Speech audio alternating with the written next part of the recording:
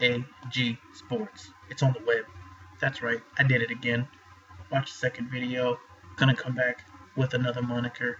Anyways, guys, let's get into what we're here for. I'll make this short and sweet. This is going to be a pick video. So I'm going to actually be giving you two picks today, or two wagers, I should say, with the reasoning why. And I apologize if I'm giving this info out. Maybe it's, I know it's kind of behind the paywall, but I don't think I'm divulging anything that's proprietary. So feel free to look at the screen. That all being said, guys, this is going to be focusing on the Detroit Lions. So first bet I want to give you is actually the season-long bet. Season-long bet, if you're looking at this here, they have a more difficult schedule than you'd expect with a team like the Lions. They actually come in with the fourth most difficult schedule of the entire NFL, which the team isn't good enough to play the fourth easiest schedule, much less the fourth most difficult. Uh, that being said, though, let's take a look at some other pieces. They have guys like Jared Goff, right? He's amazing. He's definitely Hall of Famer. Then you have T.J. Hockenson. Obviously, if you don't run your team through your tight end, like what are you doing, right? You're probably an idiot. And then they have DeAndre Swift, which, I mean, running backs, right? That's what makes the league go. And of course, yeah, I'm being sarcastic. I hope you caught on to that. These guys don't have anything anywhere across the field at all. Like, you would literally do better picking random people out of the stands, or at least make it more interesting. That being said, though, they also have a new coach, new offensive coordinator, and a new quarterback, Jared Goff, we just talked about. But the head coach, Dan Campbell, he was previously the New Orleans tight ends coach, which super, fascinating, right? Like that was like an amazing, high-scoring, up-tempo tight end group, right? No, of course not. Their offensive coordinator, Anthony Lynn, we saw what he did with the Chargers. Somehow managed to have Philip Rivers and Herbert go basically subpar, or not live up to what they should have been. That being said, guys, Anthony Lynn is not the answer here. He's going to be running a lot. He's going to be making terrible decisions. He's going to be running on 2nd and 9. He's going to do all sorts of dumb stuff that every analytic tells him not to, but he doesn't give a shit. So he's going to still make the bad decisions. Dan Campbell has already come out saying he wants to run the ball. He wants to be a run-heavy team. He enjoys running the ball. It sets the mentality for the team, blah, blah, blah. A bunch of macho men, musclehead bullshit. So I'm not expecting anything from this team whatsoever. It's one thing if they had a quarterback that could like maybe win in spite of the coaching, like if they had, Matt Stafford still, and not to say that he was taking his team to the Super Bowl, but he could at least like get them a win or two, an Aaron Rodgers or like a Patrick Mahomes, those guys could get them a win at least. Jared Goff is not that kind of quarterback. He's not like he should not even be carrying those guys like jocks. He's below average. He is, in my opinion, one of the worst quarterbacks in the NFL. Don't get me wrong, I'm sure he can kick all our asses at, accuracy or whatever. And if he's like ever watching this video, I'm sure that's what he'd say. Like, great, dude, you should. You can pay $12 million a year to throw a ball. Like, yeah, you probably should be more accurate than me, but you need to be comparing yourself to guys like Patrick Mahomes and Aaron Rodgers, and he's not there. That being said, if you look what he did with the Rams were winning in spite of Jared Goff. Basically, they had Sean McVay, which is an amazing coach, an amazing schemer, giving Jared Goff great looks, and then even talking in the headset and picking out where this guy should be going with the ball after the snap, being able to really play into this deficiency of Jared Goff and being able to pull out the wins in spite of this quarterback that was very limited. He no longer has this guru of an offensive coordinator. He does not have, or head coach that is. He doesn't have somebody that's like a quarterback whisperer. He's got Dan Campbell and Anthony Lynn, who are probably going to try to take the ball out of his hands if they have any idea of how bad this guy is. But secondly, because they just love running the ball. So if you look across this board here, across the bottom of the screen, this is not only their schedule, but also what the spread is. And you'll notice they are not favored in the one game. Not one single game the entire year are they favored. The closest they come is a pick'em at home in Philly, which means if they were playing in Philly, they would be, again, a dog. If you look at the totals, they are 46, 47, 48, 44, 48, 47, 46. And you get the picture. It's basically they're saying right around 47 for most games. And really what that means is that they think that the other team is going to score enough to get this to that key number. And if you watched my previous video, we discussed how much of a key number 47 is. And we also discussed how much of a key number 7 and 10 is, and 3 and 6. And you'll notice that this is basically just a plethora of key numbers. So, and the one that stands out, that really stands out to me, is this Rams game. They have the Rams plus, or the Rams minus 12, but the Lions plus 12. To me, that says two things. One, they're totally expecting Jared Goff to just get demolished by Sean McVay. Sean McVay knows this guy's deficiencies. He knows exactly what to do against him, and he will make him pay. He's going to crush him in this game. It's just, there's no ifs, ands, or buts about it. The Rams will absolutely demolish the Lions when that game comes, and they will do it in Detroit. The totals, like I said, they're expecting the Lions to basically not put up anything. So they're really going to be relying on the other team getting out to a big lead and then just taking their foot off the pedal and seeing what the Lions can do, when in reality I don't think the Lions are going to be able to put up much of anything.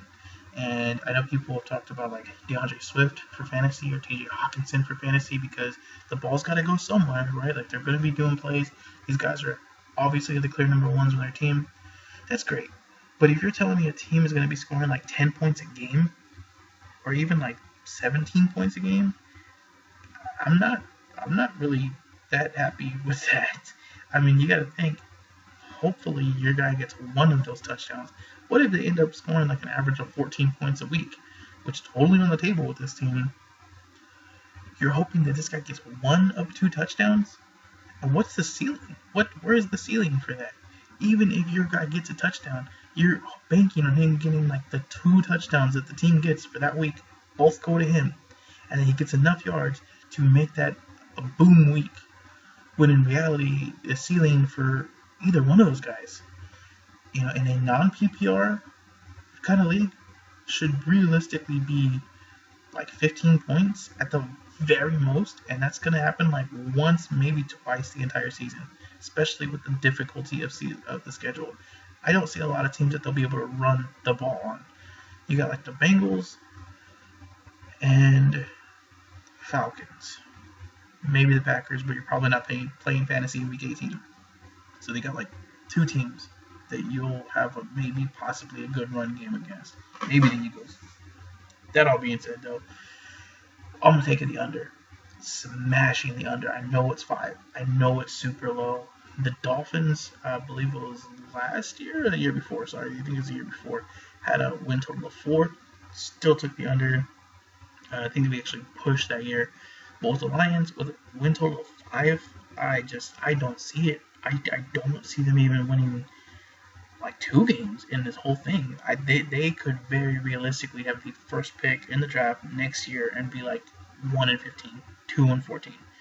We know the Lions are perennially bad. They're just a terrible organization for the most part. And then this year in particular, it looks like they are in full-on tank mode. They're ready to just, let's get to 2022 or 2023, I guess. They're not putting anything into their coordinator, into their coach. They're not getting any good pieces to come around. They lost a whole bunch of receivers. This is a clear tank mode for them. So smash that under 5, guys. Don't be scared. Put whatever you can on the under 5. If your unit size is allowing 1 unit per game, put that 1 unit on here. Set it, forget it, collect your money at the end of the season. I know it sounds like arrogant of me to say that. You pick it out. You tell me where this team wins 6 games, because I don't see it. Maybe the Bengals. like one. Let's say they beat the Eagles.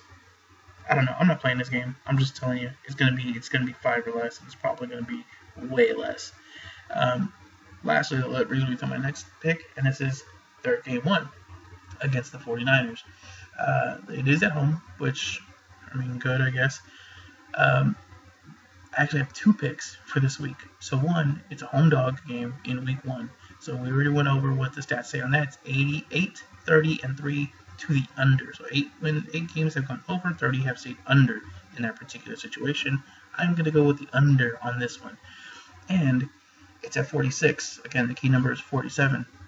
If you want to buy it up to 47, I'm not going to hate you for it. I think that actually does make sense, depending on how much they're charging you to buy up that extra point.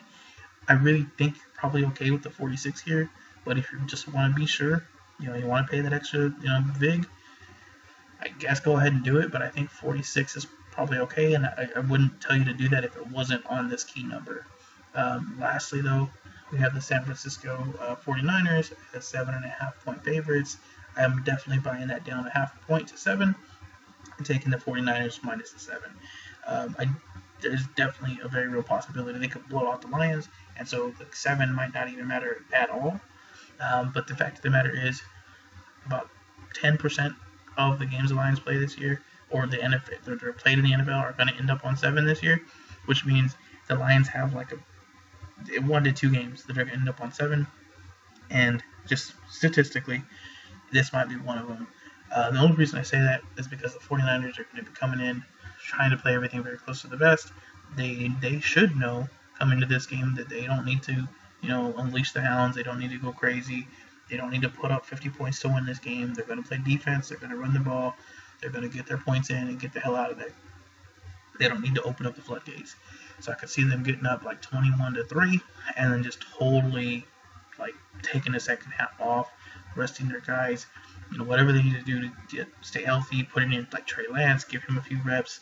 So I could see them just taking their foot off the pedal enough to make this like a competitive game and ending at like a 24-17 or something like that, or like a 17-10, somewhere around there. So I'm buying that half point to get it down to 7, definitely on that end of it. But I am definitely smashing that. But 49ers minus 7. And if you really wanted to do it, I don't like to tease within the same game, but this is a rare situation where you're getting key numbers on both sides. Again, if you really wanted to grab those numbers, this is one of those opportunities where you could tease the same game, get the 49ers down to 1.5, and get above the 47 and the 51. So you get the key numbers of 47 and 51 on the total, and then you would get the key numbers of 7, 6, and 3 on San Francisco. So you don't have to do that within the same game. You can obviously tease, like the 49ers with another game, or the total with another game. And I think either one of those would be fine if you want to do it like with another game. But I just want to let you know that this is one of these situations where a tease is going to get you multiple key numbers, whether you're doing the side or the total. I think the total is, well, honestly, I think they're both really good plays, but I think the total is probably statistically more likely to happen, where that like a number like a 47 would come in play, whereas the San Francisco 49ers could just blow these guys out of the water. It could be over by halftime. That being said, hopefully you liked one of these picks. Hopefully everything made sense to you guys. Please let me know if you have any questions, concerns, if you think it's totally off base. If you are like a 49ers fan or you just have a totally different view of this team, let me know. Like I'm all ears. I'm totally ready to hear it, and I actually would like to hear that. I'd appreciate some feedback like that prior to me putting my money down. Because if I'm seeing this from the wrong angle, let me know. But I don't think I am. So you guys have a great day. Make some money, and I'll see you soon.